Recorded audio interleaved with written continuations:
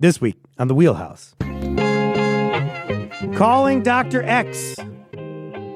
Paging nurse practitioners. A message from Washington, D.C. regarding those student loans.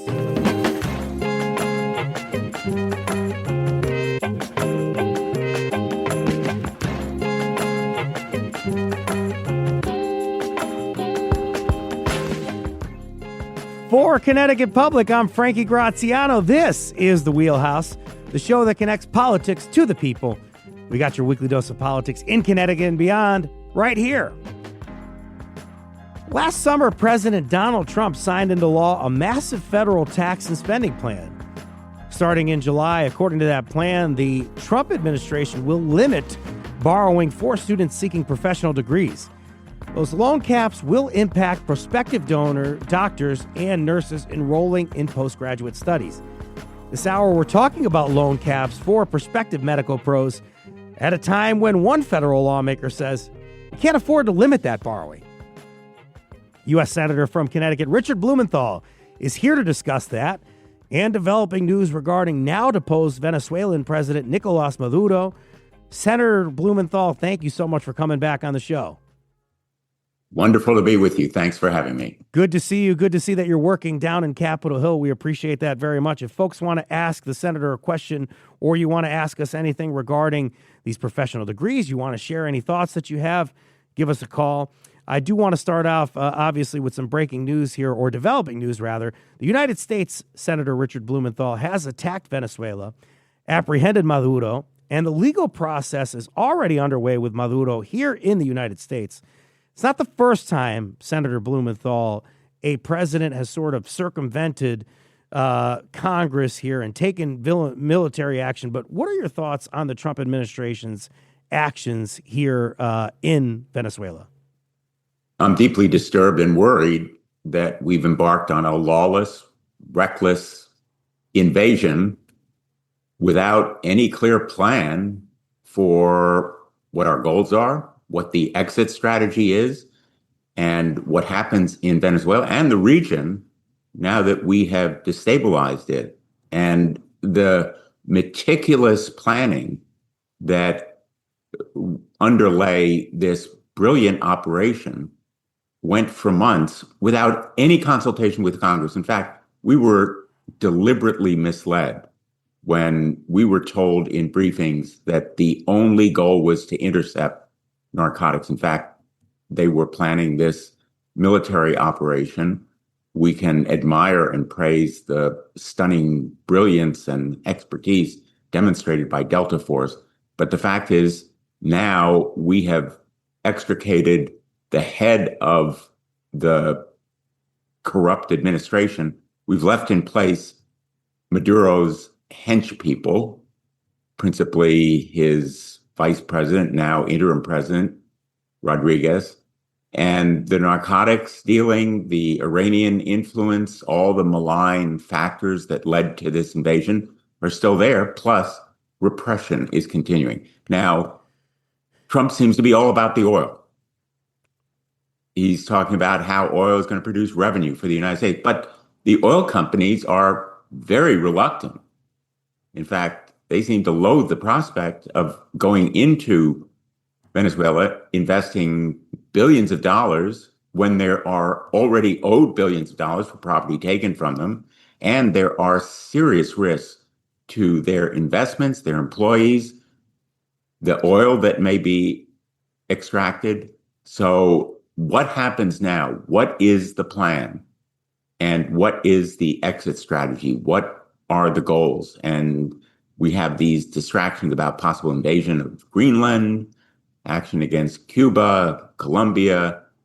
It is a worldview that I think is deeply dangerous. And remember the Colin Powell adage, if you break it, you own it. And we are owning something that could lead to very serious consequences and costs. Maduro faces 4 criminal charges, including narco-terrorism conspiracy. U.S. Attorney General Pam Bondi says Maduro and his wife, Celia, will soon, quote, face the full wrath of American justice on American soil in American courts. I've got a clip I'm going to play for you, Senator Blumenthal. Here's a local party leader responding to the situation. Chair of the Connecticut GOP, Ben Proto. Here's what he had to say. I don't think it was an attack on Venezuela. I think it was an action to arrest a criminal. So I think Donald Trump did a great thing in bringing Maduro to trial. I think it was well executed. Thank God for our military. Would you unpack what you're hearing there, Senator Blumenthal, about this not necessarily being an attack and an action to arrest a criminal is what the local party chair is saying here in Connecticut? Well, listen, Frankie, I'm a former federal prosecutor. I did that job for 4.5 years as United States Attorney. I'm former Attorney General, serving 20 years in that role. Maduro is a bad guy. He's done terrible things. He's cruel, criminal, a dictator who has repressed his people, tortured, and imprisoned them. But he wasn't arrested walking down the streets of New York. He was extracted as a result of a military invasion of a sovereign country. And the way he was apprehended has grave implications for our national security. In fact, the question is, was the military properly used to apprehend this criminal? And the defects in the legal action here may not exonerate him. In fact, he belongs behind bars. But now we are involved in a much larger operation with consequences to the thousands of airmen, sailors, and Marines and Army troops who are in that area. We have about 1/5 of our whole naval strength in the Caribbean off the coast of Venezuela right now. That is a huge and costly commitment. And my fear is, and it seems to be proving true, that we are involved in some endless operation here, akin to what happened in Iraq, where the best day of the United States operation there was the day that Saddam Hussein was deposed. And afterward, there was chaos, conflict, and confusion that was immensely costly in lives as well as taxpayer dollars. We played for you a clip from a local Republican. Here's some reaction from local Democrats. This joint statement was texted to my colleague, Connecticut Public Latino Communities reporter Danny Doncel. It comes from Puerto Rican leaders in the state legislature, state representatives Christopher Rosario and Geraldo Reyes Jr. As events continue to unfold, my foremost concern is in the well-being of the men and women of our U.S. Armed Forces who may be serving in harm's way. I am keeping them and their families in my thoughts and prayers. And of course, they're go on to say, and I join in hoping for their safety and their swift, safe return home. Also deeply concerned for the people of Puerto Rico and those affected by related travel disruptions, including Connecticut residents who are currently seeking to return home. I urge all relevant authorities to prioritize the safety of everyone on the island and to work expeditiously to ensure that travelers are able to return home safely and be reunited with their families. So I guess the natural question there is that statement came as the situation unfolded over the weekend. Obviously, news has developed since then. There were airspace restrictions in place in Caribbean spaces like Puerto Rico and Aruba. Are you hearing from constituents who are worried about family in the area or being able to access that area of the Caribbean?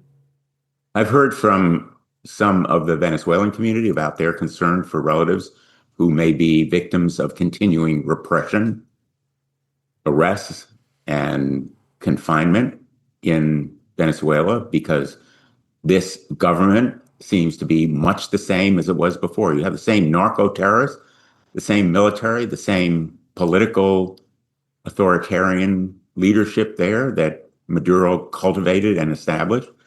So I'm hearing those concerns among the Latino and Hispanic community in the United States, and obviously concerns about travel and about implications for Puerto Rico, our fellow Americans in the island. But travel seems to be okay for now.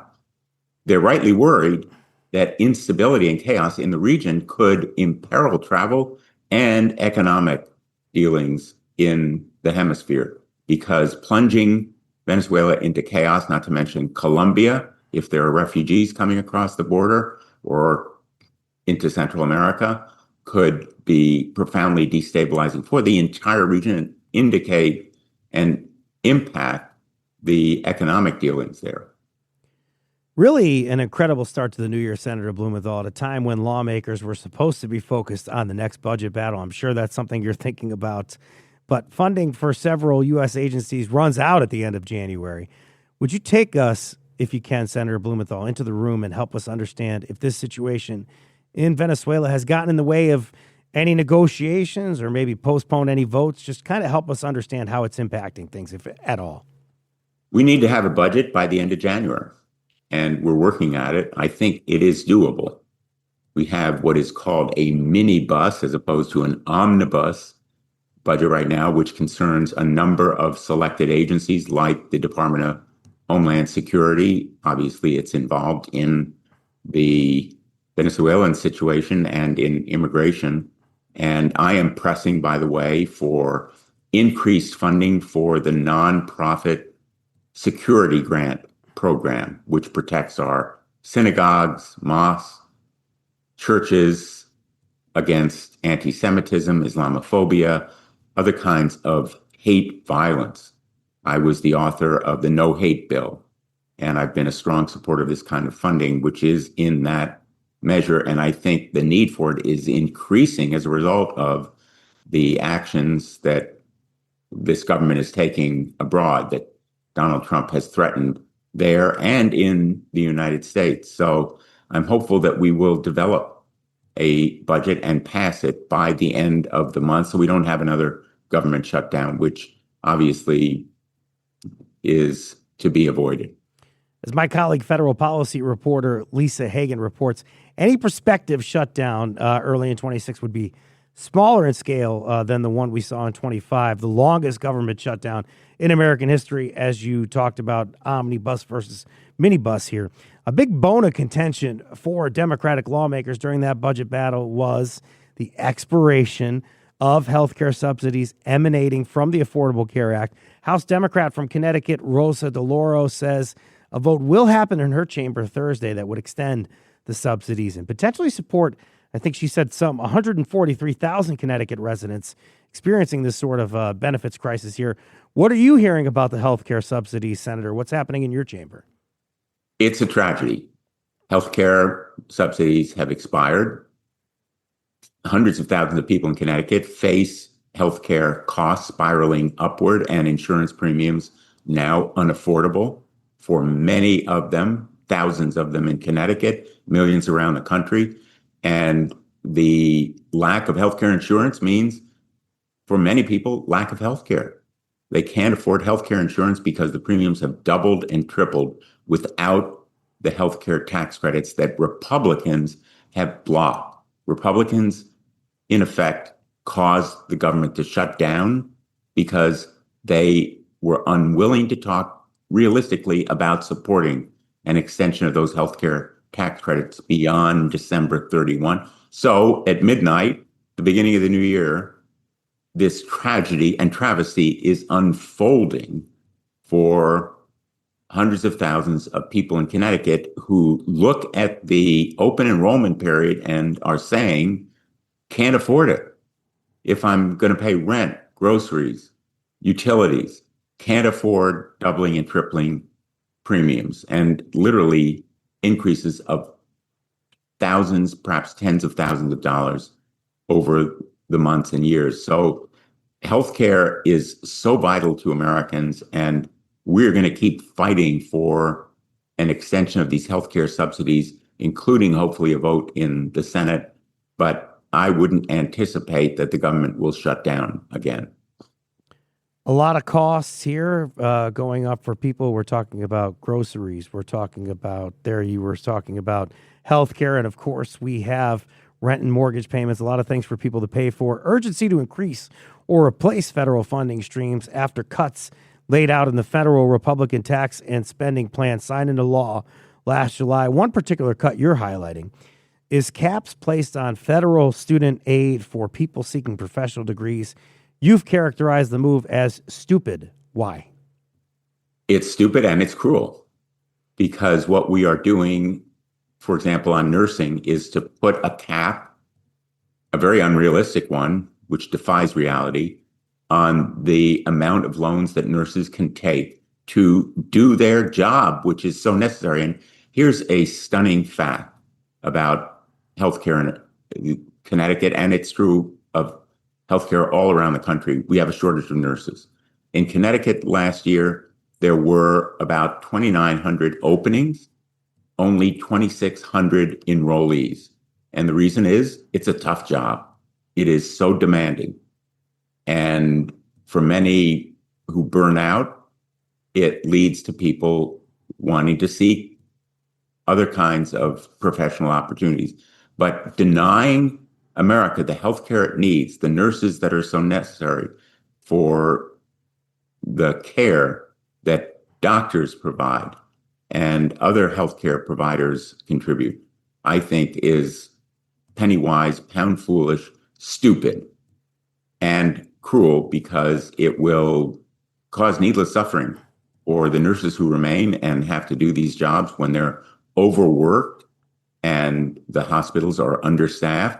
It is also cruel to patients who have to go without some of the key nursing skills that these healthcare providers are engaged in providing. And in terms of the provision of the skills, too, a lot of the concern is about teaching and having nurse pros to be able to teach the next generation here, as we're talking about graduate studies. U.S. Department of Education rejects that they're making sort of any sort of value judgment here about the students looking for aid in these scenarios and devaluing the work, whatever they're saying there. The federal government distributed a fact sheet, according to CT Mirror reporter Katie Gavala. We're going to have her on the show later. That shows that many students, is what they're saying, won't be impacted by the caps. What do you say in turn to the Department of Education?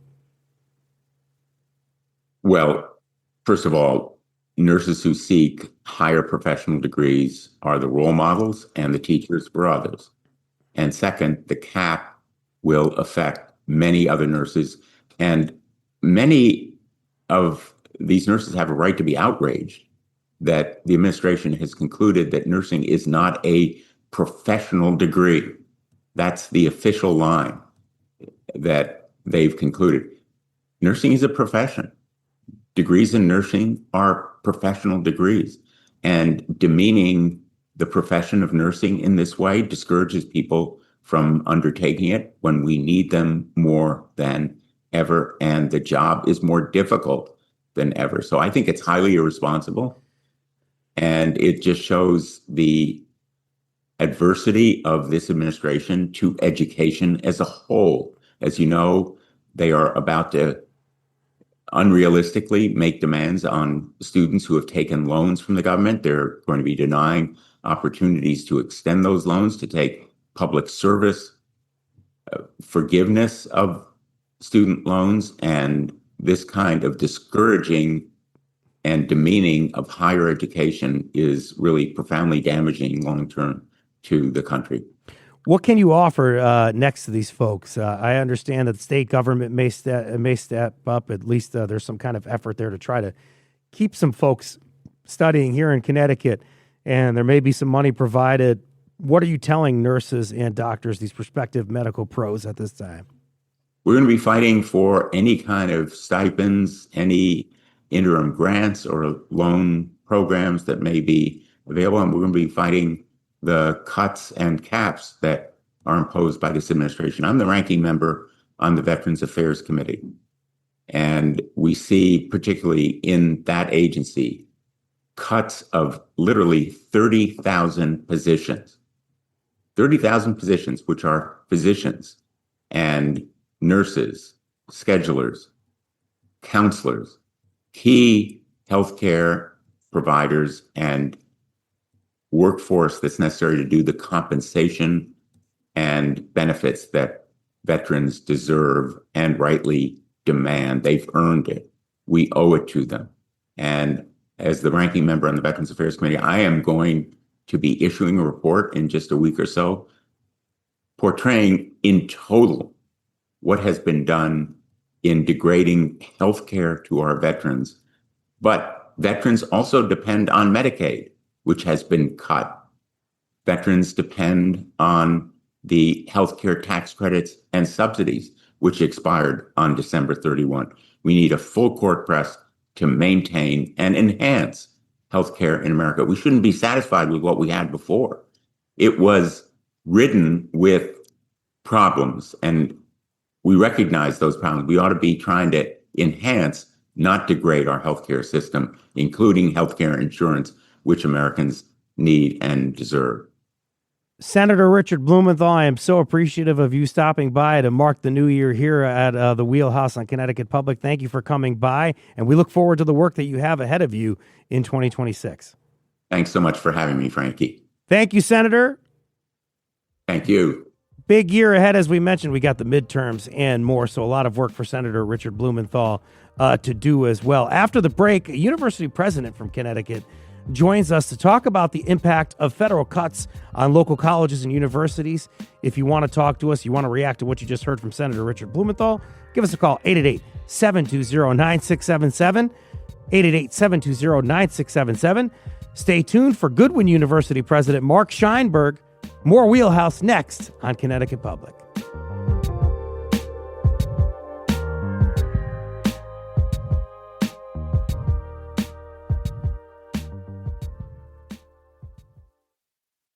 This is the Wheelhouse from Connecticut Public Radio. I'm Frankie Graziano. We just had U.S. Senator Richard Blumenthal on the show in the last segment. He talked about the situation in Venezuela, the federal funding fight on Capitol Hill, and our topic du jour. I went to Montreal for New Year's, so I guess I speak French now. We're talking about federal loan caps for students seeking professional degrees. Joining us now, an administrator at a Connecticut university. Mark Scheinberg is the president of Goodwin University, nonprofit institution of higher education based in East Hartford. Good morning, President Scheinberg. Frank, thank you so much for having me. Thank you for bringing up this as a topic. I think it's such a critical thing that you're doing, and I appreciate it. I'm a fan. I listen to you every morning, so thank you. Oh, thank you for coming on the show. We appreciate you coming on the show, and thank you for wearing purple as well. I think he gets the assignment, as you see. Before I start our conversation with President Scheinberg, I'll invite any working student or anyone with questions about these loan caps to give us a call, 888-720-9677. If you want to get in the Wheelhouse today, leave a comment on our YouTube stream as well. We just heard from Senator Richard Blumenthal. Is there anything he or other federal lawmakers are saying to give you hope for the future of higher ed in America? I will tell you, I've been around for a long time, and I had no sense that this would be what I would be going into so many years ago. This image of this, ivy-covered walls, and you smoke a pipe in front of a fireplace somewhere. No, what's happened for higher education in America is not only swinging wildly, but it's happening so fast that it's impossible for us to make intelligent decisions at times. We're having to move from our gut because the changes are happening so fast. We can't adjust large organizations around what's been 220 executive orders since this president has come in. It's just too fast for us to keep up with. So how's it affecting us? What would give you hope? What would give you hope? There's a lot of people that really believe in this mission. There are people that work in this field for a lot less money than they get in the private sector because they believe in our students, they believe in education, and they believe in what education does for our future. It's a future of every individual we have in the country. Senator Blumenthal's reasoning in calling the loan caps stupid was that they are being implemented as a nursing shortage grips the country. Our students at the university, the state of Connecticut, we're going to talk about the mechanism in a second. There's some things that you want to talk about. Are they going to acutely feel the impact of the shortage, at least? Because I want to bring up Goodwin University when I talk about educating nurses and doctors, because this is something that you try to do. You try to churn out professionals. So are you going to acutely feel this impact that the senator is talking about here in the shortage? Incredibly, in a number of different ways. Goodwin University, we've been told by our hospitals, account for about 30% of the working nurses in our area in those hospitals, as well as 30% of respiratory therapists, 30% of a number of different health professionals, dental hygienists. They all come out of this school. And so it becomes critical. And we know that we have many students who are not going to be able to continue or not going to be able to start school because of the limits that have been put in place. In particular, we do programs in APRN. Now, yes, it's a nurse, but for all purposes, the APRNs in our state have become the new primary care physician. You go to a clinic, you go to your own doctor's office, chances are you're talking to a PA or an APRN. You're not talking to the doctor. And that is by necessity because the shortage of primary care is so great. There's between 1.5 and 2 million visits to emergency care centers in Connecticut every year. Those people are mostly seeing APRNs and PAs. APRNs in this law is not considered professionals, and so they should not be supported. And yet, if they're not there, then there's nobody there. This will affect not only everybody in the state, but particularly people in poor communities or in rural communities, because those communities are even less served by regular physicians and more served by APRNs or PAs. And so if they cannot be trained, the impact will be very quick. Just like a doctor, these nurse practitioners can also prescribe medication, of course, and they can see patients. And since the pandemic was underway, there's been a move to allow nurse practitioners to also do telehealth. That has been a big boon in these communities.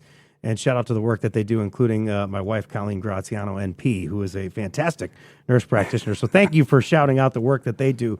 Hey, the federal government, in talking about these shortages, what date are you worried about? We were talking about July being where this starts. When are you looking at the biggest impact? Has it already arrived? It has. Remember, when you have a student apply to school, those of you that have kids going to college, you're getting your financial package February, March, at worst April. You're making plans for the fall.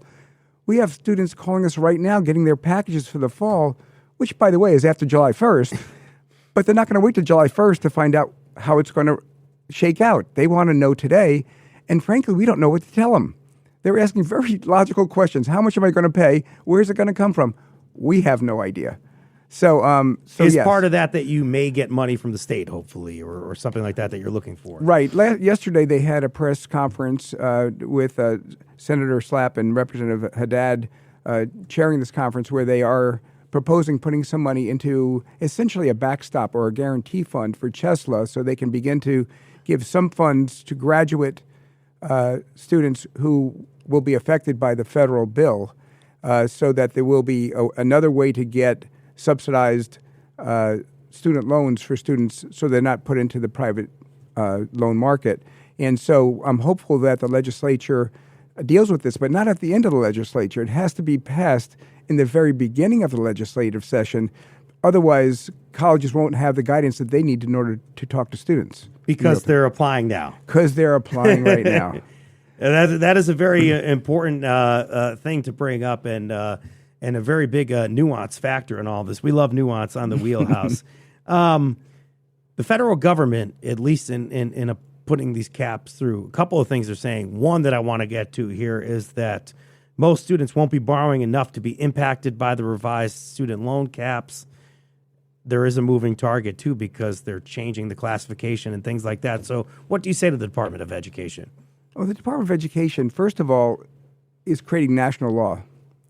Whether we like it or not, it costs more to live in Connecticut than it might cost to be in Oklahoma or Alabama.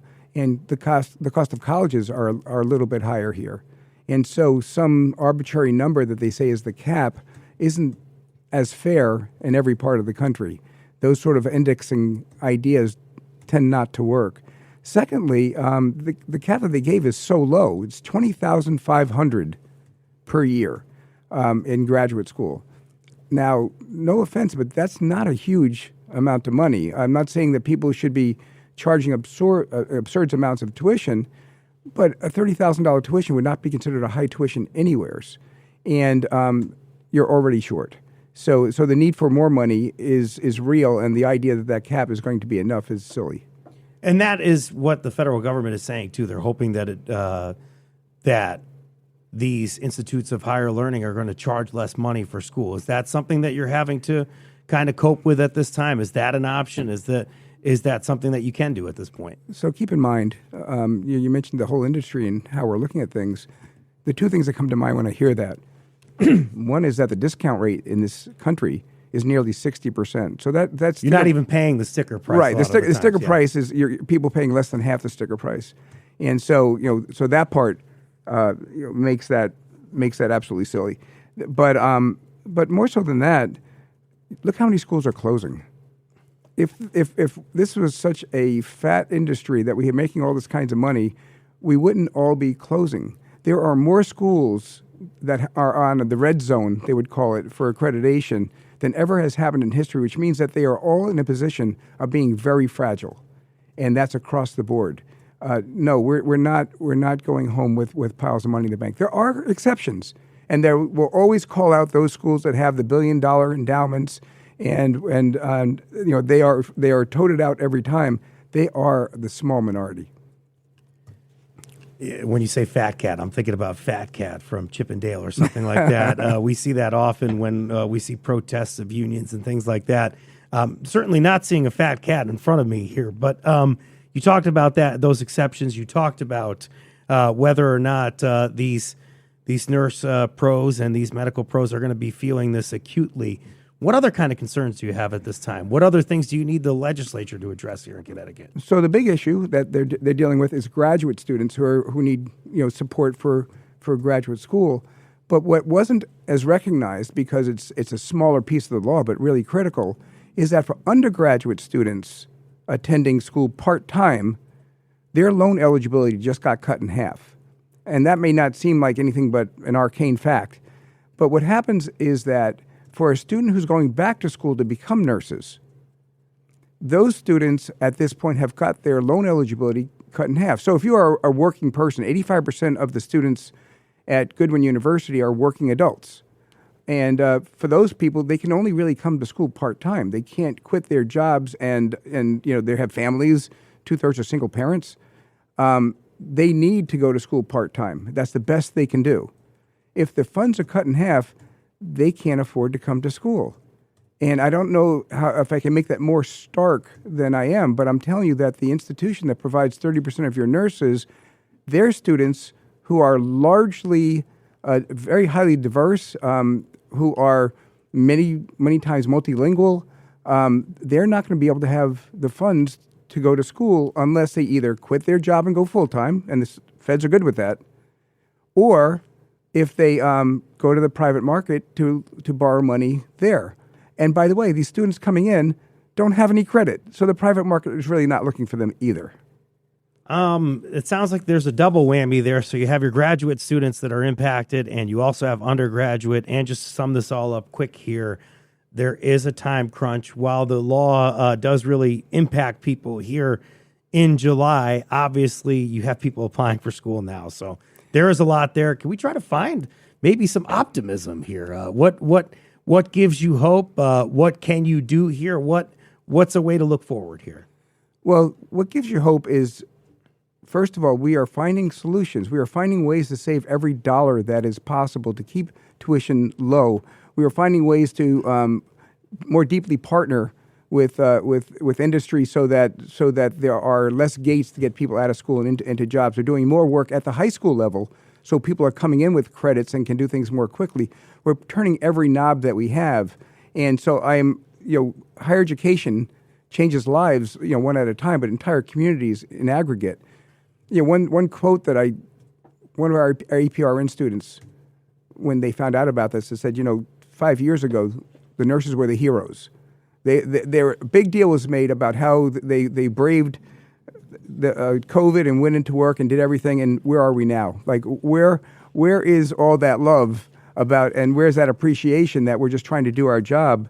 And for all that work, we should be supporting them as much as they have supported us. Where's the love? Where's the beef in terms of the finances in order to support these institutions? What a fantastic conversation we had. I know we wanted to make sure we catch up, and we are diving into that nuance that we have on the wheelhouse here, and can talk about the fact that there's acute impacts that could be felt in the summer and obviously here in the middle of the winter and in spring. So a lot of work for you all to do at this point. Well, we appreciate having a wheelhouse, because most of these things can't be answered in a slogan or a bumper sticker. And it's only here that you get it 2 or 3 levels deeper so you understand what's really happening. So thank you for being here. I appreciate it. Happy 2026 to you and your institution. We hope for good things for all of the students here at Goodwin University. Mark Scheinberg, the president of Goodwin University, thanks for coming into the studio to appear on our show. So glad to be here. Thank you. Thank you so much. After the break, hear from a reporter following next steps for students impacted by the caps. It's more Wheelhouse next on Connecticut Public.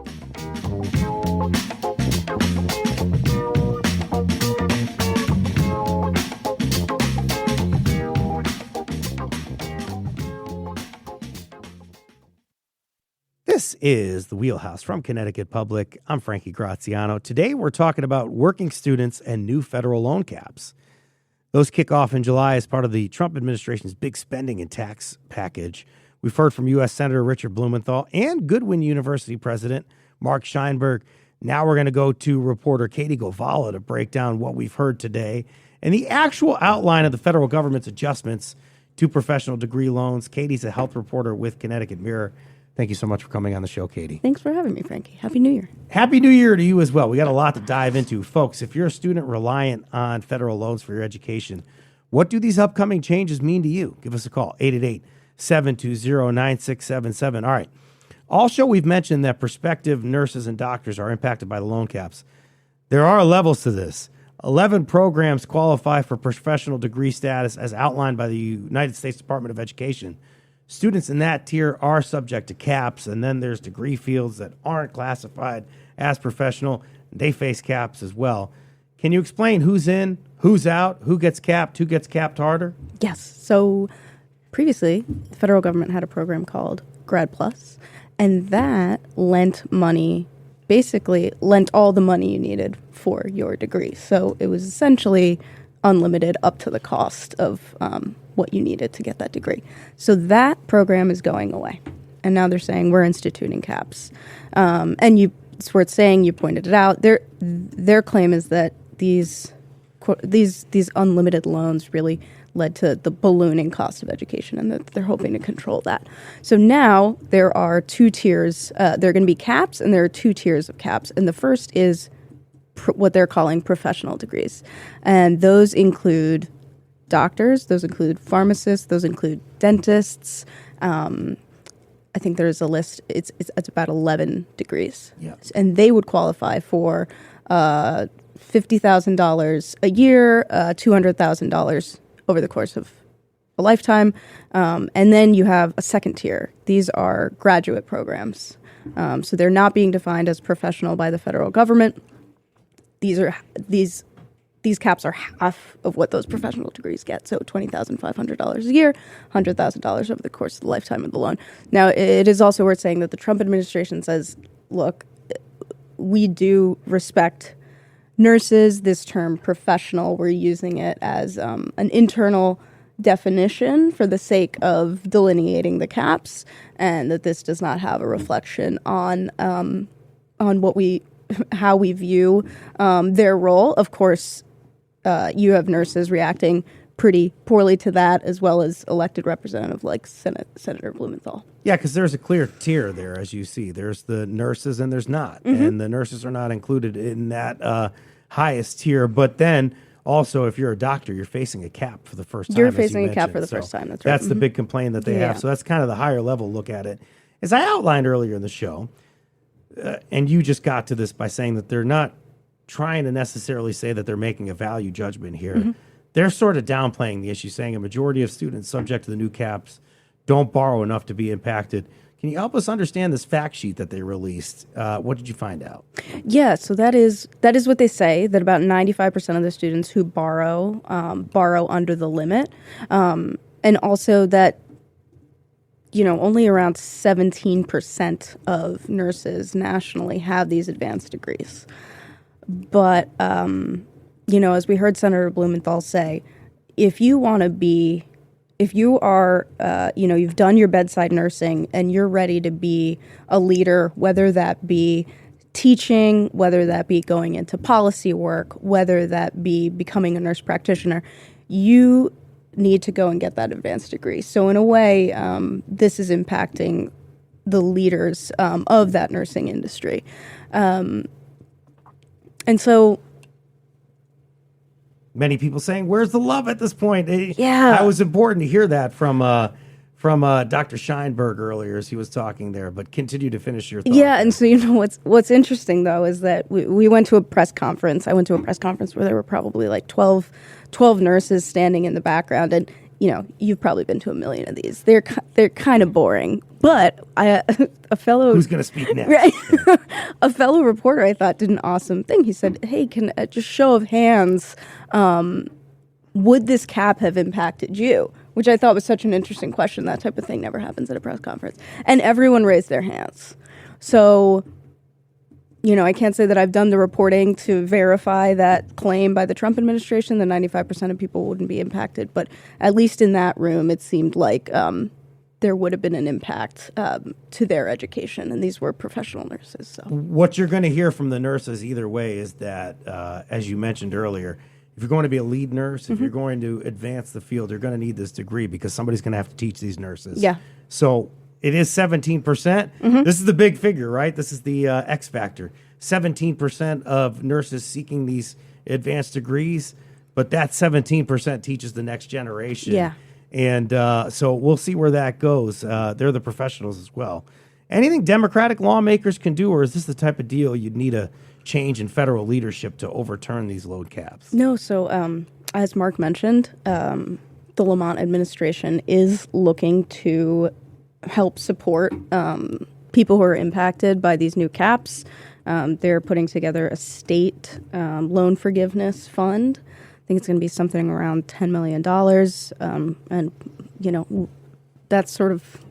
that's the amount of detail we have at this point, but we're excited and paying attention to learn more in the coming months, hopefully. Not a lot of detail there. And this is kind of where the rubber meets the road, at least in terms of the interview we just heard. I know this is something that was rather intriguing to you, too, to hear from Mark Scheinberg. We're not necessarily thinking about the undergraduate students impacted by this. I was talking to him in the green room. I did not know that piece, to be honest. I focus on healthcare, not on education, so I really came at this from the graduate nursing program angle. But that is a fascinating statistic. And what it means in the interim here, the upshot of that is it looks like there's going to be so many things that lawmakers have to do in 2026 because of Medicare costs and cuts to the federal government. They still haven't passed laws consistent with the recent voting referendum that we had. They'll try to do that. And now somebody's going to come in here, and they're obviously going to talk about energy prices as well. That's always the elephant in the room. But now somebody's going to come in here and say, hey, we have kids applying for school. We have these working parents applying for school, and they don't know what they're going to need in terms of financial aid. I don't envy their jobs.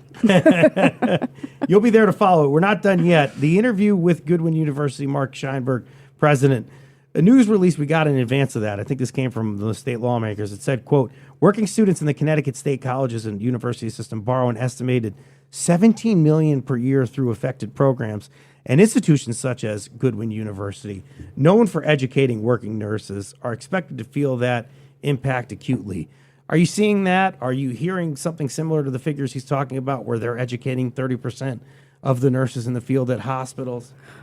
Oh, yeah. I mean, we've been hearing acutely about the nursing shortage going back to COVID, and people referencing that even before COVID, this was a problem. So I think the state needs, this was a report from 2020, but at that point, the state needed 3,000 new nurses every year just to make up for the number of nurses that were retiring. So this didn't even account for nurses leaving the profession because of burnout or anything like that. And at that time, I think we were getting 1,900 new nurses a year. So we're not replacing nurses at the rate we need to be. 888-720-9677, the number to call if you want to join us and talk to us on the Wheelhouse. We have a statement from Kat in Middletown who wants to address this cap. Kat, the federal government says they're not putting any value judgments by making these classifications. What do you say? I say they certainly are, and it's just a continued attack on women because they are cutting teaching and nursing, professions that are traditionally female dominated. And I think that's what we get for electing a pedophile. And it all circles back to the Epstein files. This is a man who does not respect women. Kat, thank you so much. down. And that's something that we're hearing a lot of frustration with what's happening in Venezuela, a lot of these kind of disruptions and distractions that Senator Blumenthal was talking about earlier. A lot of folks want to make sure that they're keeping on the prize here and focusing on the issue at hand. And the one we're focusing on today is here what's happening with these loan classifications. Kat in Middletown is certainly thinking that this is misogynistic. They're saying they're not making any sort of value judgments. You did mention that you covered the news conference yesterday. You did mention that there is some work being done at the state level. Let's talk about healthcare subsidies now. Yeah. This is something you're going to be watching. We only have a couple of minutes left in the show. You heard me talk to Richard Blumenthal about healthcare subsidies. According to U.S. Rep. Rosa DeLauro, votes coming in the House. Where do lawmakers stand on extending the Affordable Care Act subsidies?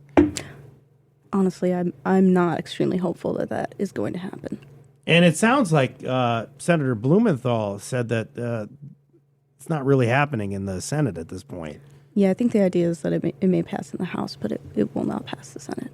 So that shows you that in the coming days, that's something that lawmakers are going to focus on, but might not necessarily be something that gets done. I know you're paying attention to subsidies. Our colleague Lisa Hagen is as well. Mm-hmm. It's hard to ask with all the developing news out of Venezuela, but any potential government shutdown, would it hinge on the extension of these subsidies? I don't know. I guess they had the longest It's government... $1 million question. They had the longest government shutdown in history hinging on those subsidies.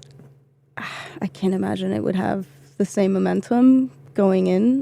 But, we should also mention that this is another area where Connecticut is responding. So the governor has pledged around $115 million to go towards helping some of the most financially vulnerable people who are going to lose access to these subsidies. So they're going to keep premiums free and low for those people who were getting that assistance from the federal government. Senator Richard Blumenthal saying earlier it's a tragedy what's happening with healthcare subsidies.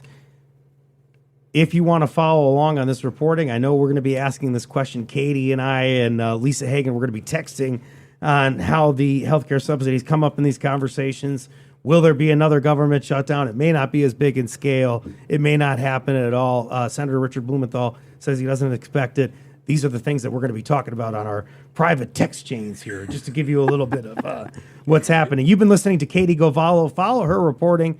Katie Govallo is reporting at ctmirror.org. Thank you for coming on the show. Thanks so much, Frankie.